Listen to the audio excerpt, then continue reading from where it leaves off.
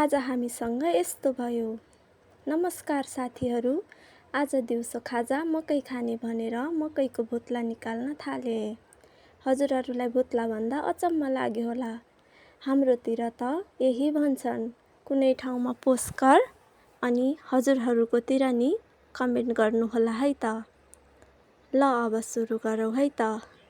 मकैको भुत्ला निकालिसकेपछि मैले मकैलाई राम्रोसँग धोई पखाली गरेँ अनि मकैलाई टुक्रा बनाउन थाले।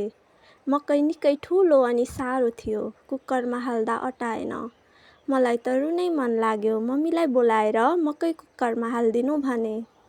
मकैको चटपट बनाएर खाउँला भन्ने सोचेकी थिएँ, तर मम्मीले मकैमा घिउ हालिदिएर सपना सबै उडायो हुरीले भने चाहिँ भयो।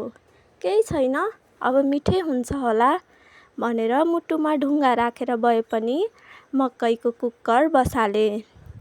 यता नुन खुर्सानी टिमुर पिसेर पनि रेडी भयो। कुकरको सिटी पनि 8-10 चोटि लाग्यो। कस्तो मुखै रसायो मेरो त। कहिलेकाहीँ सिजनको खानेकुरा खान निकै मिठो हुन्छ। हेर्नु त छैन त खाउ खाउ जस्तो।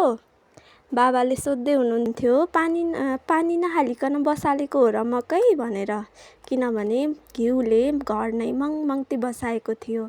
यता चिया भने तयार भयो। मलाई चिया पकाउन नि खाना पकाउन जस्तै टाइम लाग्छ। ल्वाङ सुकमेल थिचेर हाले अनि मङ बसायो।